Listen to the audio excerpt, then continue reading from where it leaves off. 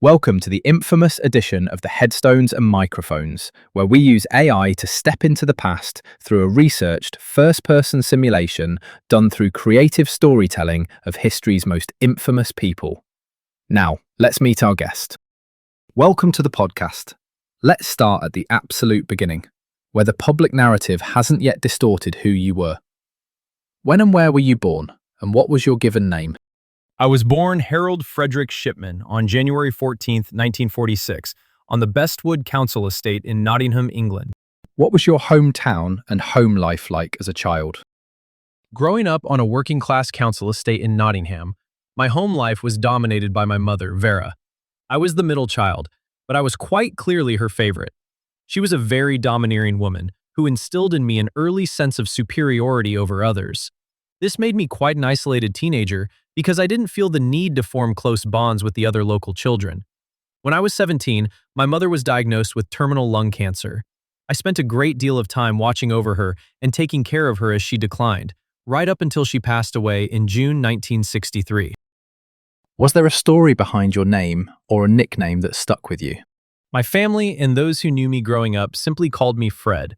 But years later, when my medical practice became the center of a criminal investigation, the British press completely rebranded me with titles like Dr. Death and the Angel of Death. What were you like as a child, and how many years of schooling did you actually attend? As a boy, I was generally known as a loner who kept to himself.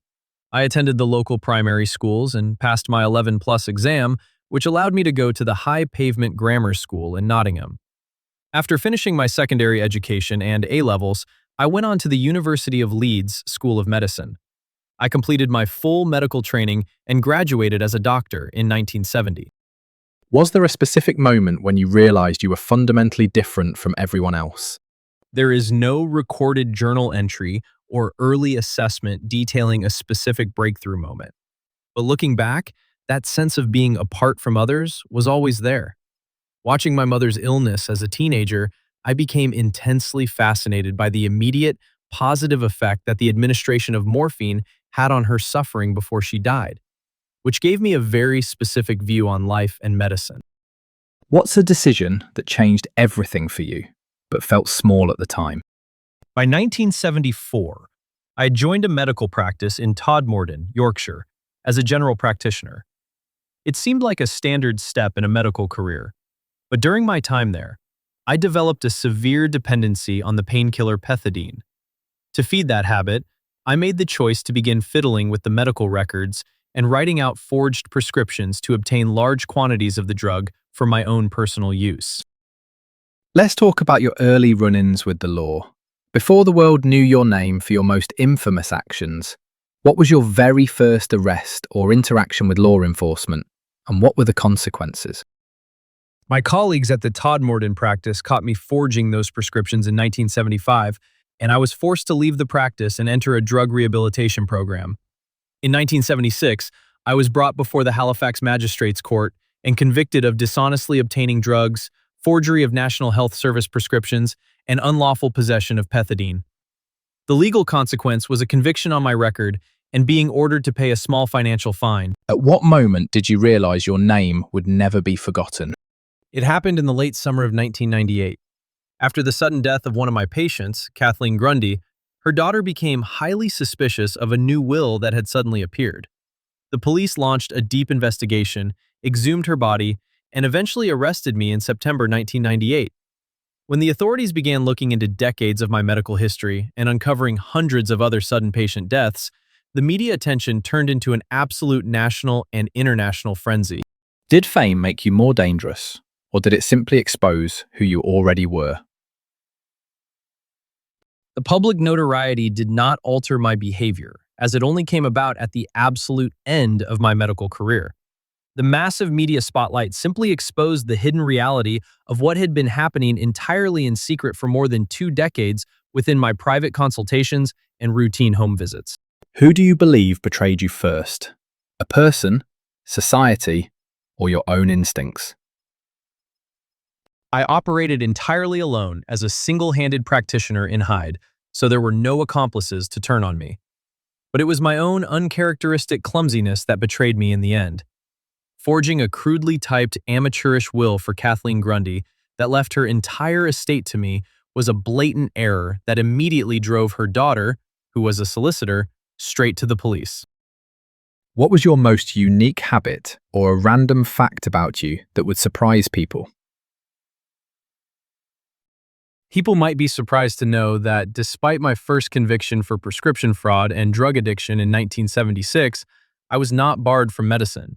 I actually managed to successfully continue working as a clinical medical officer in Southwest Durham before joining another general practice in Hyde in 1977. What did the public never understand about the pressure you were under at the time? The public and the media viewed the situation with complete shock and outrage, but they could never comprehend the cold, calculated detachment required to maintain a double life for decades, presenting myself as a deeply trusted, attentive community doctor while secretly utilizing my medical authority to quietly end lives. Did you have any known rivalries that defined your career? I did not have criminal rivalries or adversaries in the traditional sense.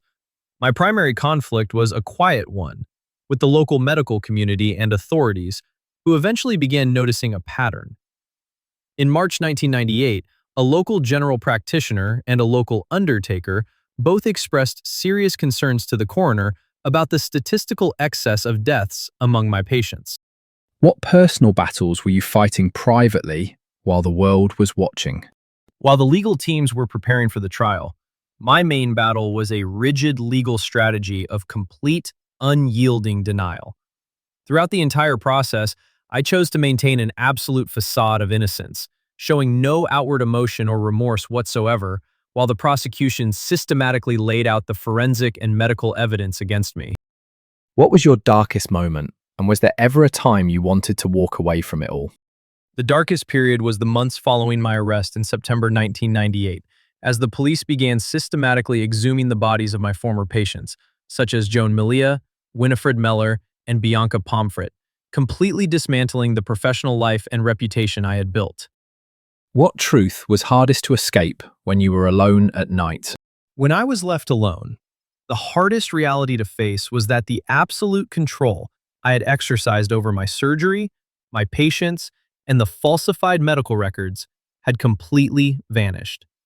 The system that I had successfully manipulated for over 20 years had finally turned against me. When the law finally closed in, how exactly were you brought to justice? Walk me through the final arrest, the charges that ultimately stuck, and the legal outcome of your trials. I was arrested by the Greater Manchester Police in September 1998. My trial began at Preston Crown Court in October 1999, where I was formally charged with the murders of 15 specific patients and one count of forging a will. On January 31, 2000, after days of jury deliberation, I was found guilty on all counts. Mr. Justice Forbes sentenced me to life imprisonment on all 15 counts of murder, with a recommendation for a whole life tariff, ensuring I would never be released. Shortly after, the General Medical Council officially struck me off the medical register. What's the craziest rumor ever told about you, and what part of your story has been exaggerated the most? After my conviction, the media speculated wildly about my motivations because I refused to speak.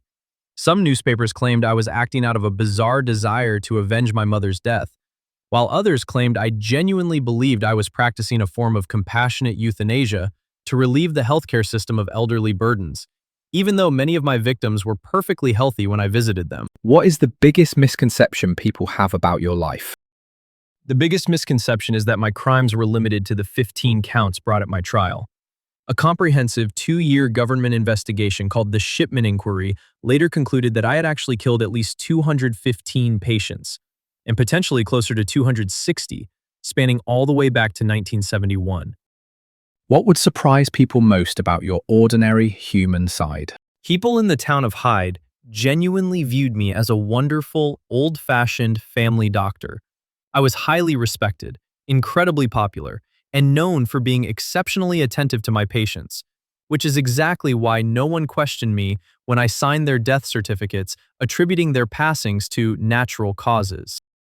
When, where, and how did you pass away? I passed away on January 13th, 2004 at the age of 57. I was found in my prison cell at HM Prison Wakefield in West Yorkshire, having died by suicide by hanging myself. Was your downfall caused more by your own flaws or by the world changing around you? My downfall was entirely caused by my own hubris and internal flaws. The medical and legal systems in Britain allowed a massive amount of unchecked authority to individual doctors at the time, but my own arrogance in forging that will is what ultimately brought the entire structure down upon me. What past regrets did you carry with you to the end? If you could erase one decision from your life, would you? Or was it necessary to become who you were?